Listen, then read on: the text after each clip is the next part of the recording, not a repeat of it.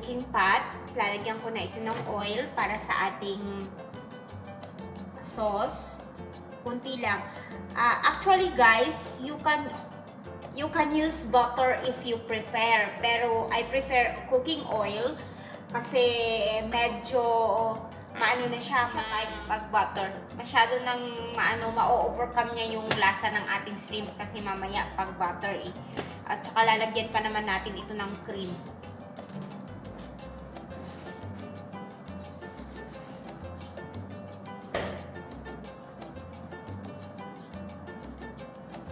So ayan, medyo mainit na siya.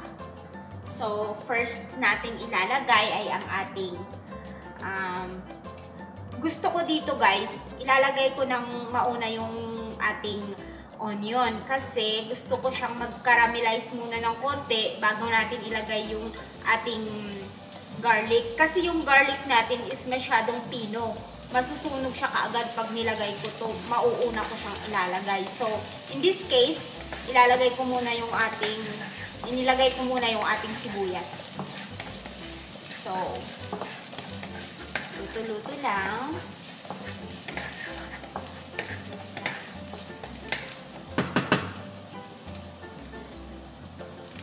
And then we can now put our garlic. Yan.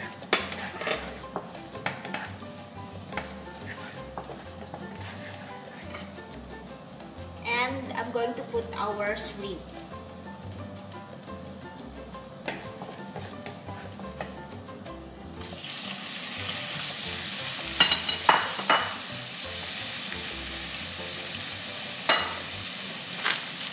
So, kumukulo na yung ating water. Ilalagay ko na yung ating pasta.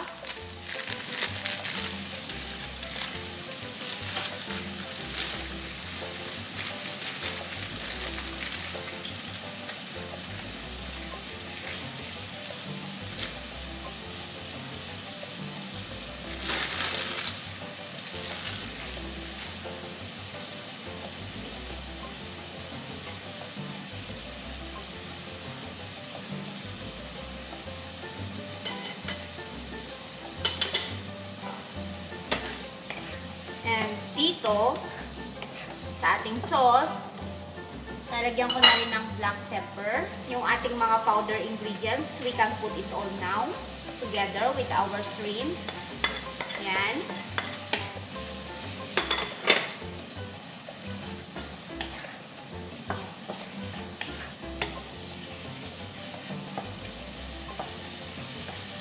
And ilalagay habang niluluto, ilalagay ko na rin yung ating lalagyan ko siya ng konting white wine. Cooking wine ito siya. Sorry.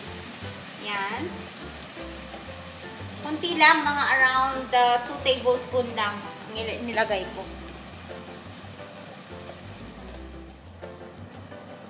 Hayaan lang natin mag-evaporate ng konti yung ating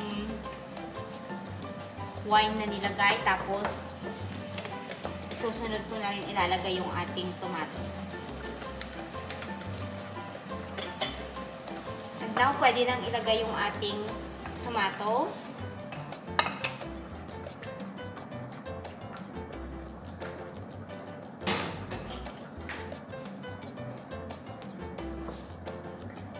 Alam niyo guys, mas masarap i-serve ang pasta kapag just before you eat.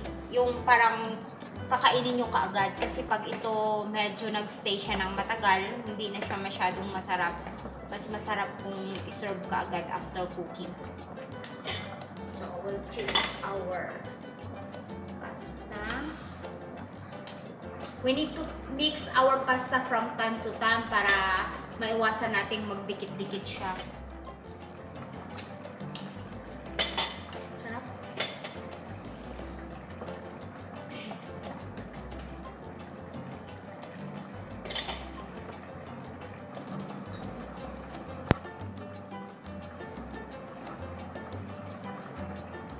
And then here, ilalagay ko na rin yung ating cream.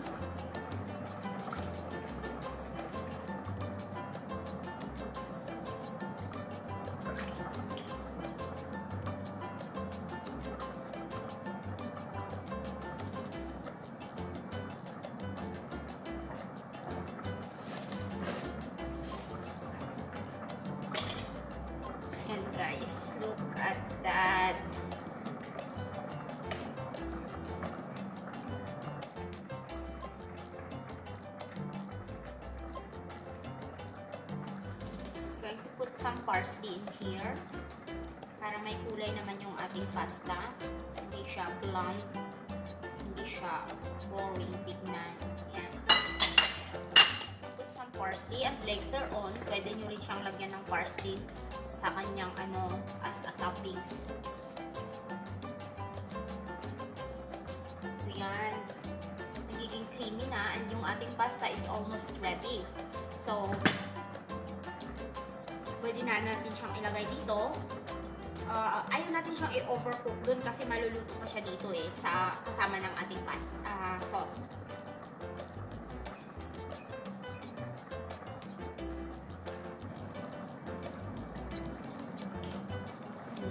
Pwede na. We're going to put our pasta directly in here.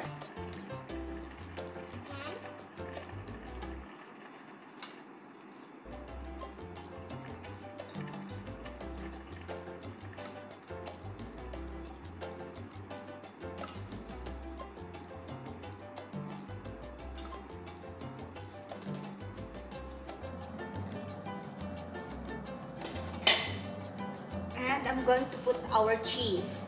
We have two kinds of cheese here, guys. Yung Parmesan cheese at saka yung yung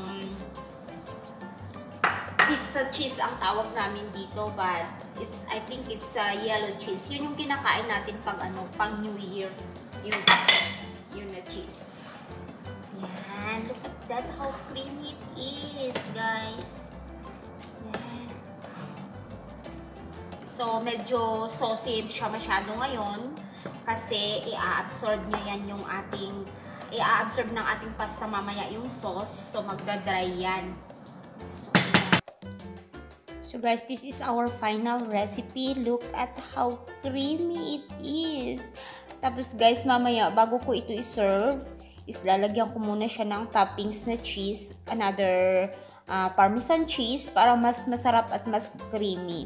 Hindi ko lang siya lalagyan ngayon kasi it depends sa mga kakain kung gusto pa nila ng more cheese or enough na. So, this is our recipe for today and thank you for watching. Sana nag-enjoy kayo at huwag kalilimutang mag-comment, like, and share and mag-subscribe sa aking YouTube channel. Thank you so much, guys!